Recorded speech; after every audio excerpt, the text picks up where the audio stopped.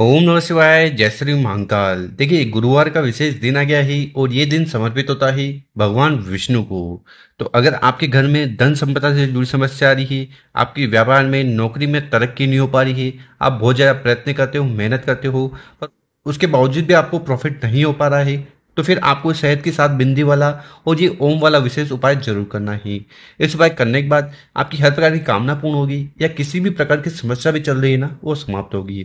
तो ये उपाय कैसे करना है वो तो हम बहुत अच्छे से समझाएंगे। उसके पहले इस वीडियो को लाइक कर दें, चैनल पर नए हो सब्सक्राइब कर दें और कम से कम 3 लोगों की मदद जरूर करेगा। इस वीडियो को उनके साथ शेयर कर भगवान विष्णु आपकी मदद करेंगे। तो जानते हैं पहला उपाय। विशेषकर ये उपाय आपकी हर प्रकार की जो दिल की बात है, बोलते हैं ना, जो दिल की बात है उन्हें पूर्ण करेगा, या आपकी जो कामना है, इच्छा है, मनोरथ है, उन्हें पूर्ण करेगा।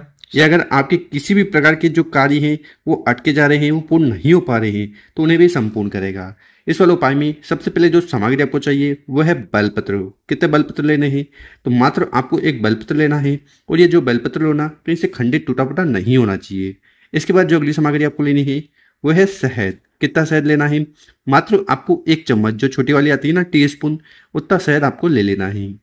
इसके बाद आपको इस प्रकार से तांबे का लोटा लेना है और उस तांबे के लोटे में अपने घर से जल भर लेना है। घर से कहाँ? देखिए, अगर आपके घर में इस प्रकार से एक मटका है, वो जो मिट्टी का मटका आता है ना, वहां से अगर आप जल भरकर शिवलिंग पर जाकर समर्पित करते हो, या आरओ से जल भरकर शिवलिंग पर जाकर समर्पित करते हो ना, तो इससे आपके घर के तीनों दोष समाप्त होते हैं। कालसर्प दोष हुआ, वास्तु दोष हुआ या पितृ दोष हुआ, तीनों दोष समाप्त हो जाते हैं, तीनों दोष समाप्त हो जाते हैं। तो इस प्रकार से आगे जो भी सामग्री बताई थी उनको लेकर चले जाना है शिव मंदिर। ठीक है, आप चाहो तो ये उपाय सुबह कर सकते हो या समय मिले तो शाम को भी कर सकते हो। और शिव मंदिर में पहुंचकर सबसे पहले उत्तर दिशा की तरफ मुंह कर बैठ जाना है और जो भी पूजन पाठ वगैरह आपको करनी है शिवलिंग की, वो कर लीजिएगा। सबसे पहले शिव मंदिर में पहुंचकर जो आपके पास जो तांबे का लोटा है ना, उस तांबे के लोटे को उठाना है और धीरे धीरे कर पूरा पूरा जल शिवलिंग के ऊपर समर्पित कर देना है। ओम नमः शिवाय, श्री शिव नमस्तुभ्यम, पंचाक्षर षडाक्षर जो भी मंत्र आपको आ रहा हो उसका स्मरण करते हुए जल को समर्पित कर दिया। उसके बाद आपके पास जो शहद है ना, उस शहद को उठाना है और इस प्रकार से आपको बेलपत्र की जो बड़ी पत्ती है उसके ऊपर ओम लिख देना है। क्या करना है? शहद को हाथ में उठाना और ओम लिख देना है बेलपत्र की बड़ी पत्ती पर। उसके बाद उस बेलपत्र को उठाना है और ऐसा कैसा आपको बेलपत्र शिवलिंग के ऊपर समर्पित कर देना है।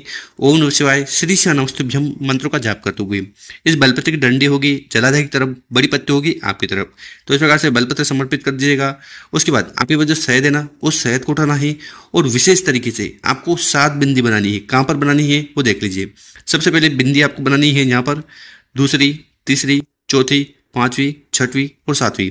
और ये जो 7 बिंदी बनाओ ना, ये आपको ऊपर से नीचे बनानी है। देखिए, अगर आपके जीवन में किसी भी प्रकार की समस्या है जो खत्म नहीं हो रही है, तो आपको ऊपर से नीचे बिंदी बनानी है ताकि आपके जीवन की सारी समस्या उतर जाए, खत्म हो जाए। तो इस प्रकार से आपको पहला वाला विशेष उपाय करना है। उसके बाद आपको शिवलिंग के पास बैठ जाना है, अपना नाम और गोत्र का उच्चारण करते हुए भगवान भोलेनाथ और माता अशोक सुंदरी जी से प्रार्थना करना है कि आपके दिल की हर प्रकार की कामना पूर्ण करें और जो भी दुख परेशानी समस्या है उन्हें समाप्त करें। तो ऐसे प्रार्थना करते हुए पहला विशेष उपाय जरूर करिएगा। अब जानते हैं गुरु जी द्वारा बताया गया अगला उपाय। विशेषकर ये उपाय क्यों करना है? ये उपाय करना है आपको धन प्राप्ति के लिए।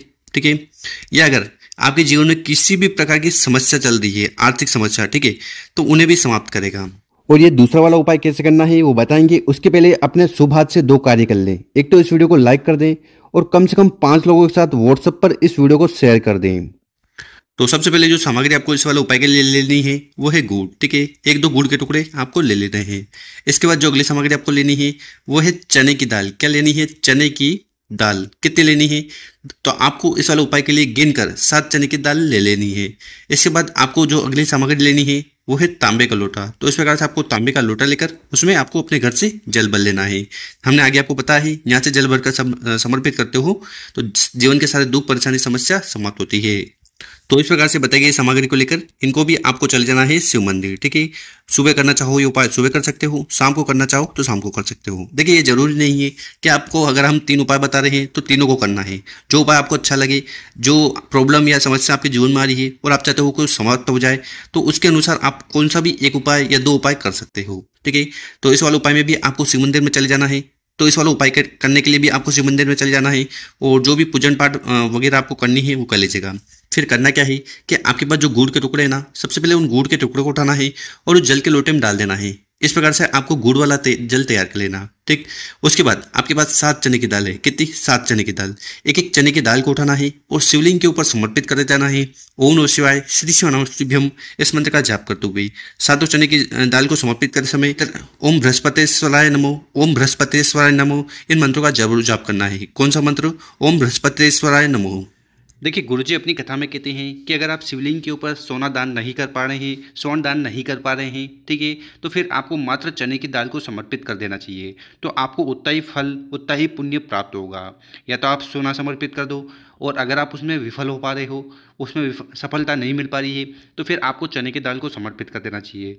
और चने की दाल का उपाय करने से आपकी जो आर्थिक स्थिति है वो सुधरती है, धन दौलत व्यापार और संपदा में वृद्धि होती है, और किसी भी प्रकार की जो कामना है ना वो पूर्ण होने लगती है।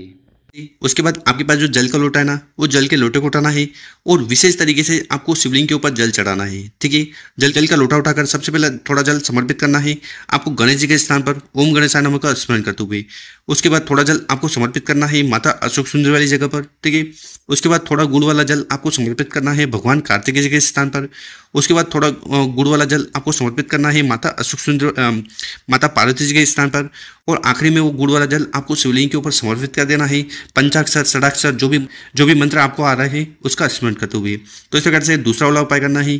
उसके बाद आपको शिवलिंग के पास बैठकर अपना नाम और गोत्र का उच्चारण करते हुए आपके जीवन की सारी कामना पूर्ण हो जाए, या समस्या आ रही है ना वो समाप्त हो जाए। चाहे अब वो समस्या चाहे धन को लेकर हो, ठीक है, आपकी जो आर्थिक स्थिति है वो खराब चल रही है, ठीक, या अगर आपके जो कार्य है वो बन नहीं पा रहे हैं, तो ये सारे कार्य बनने लगे, कामना पूर्ण हो जाए, उसके लिए विशेषकर दूसरा वाला उपाय जरूर करना है।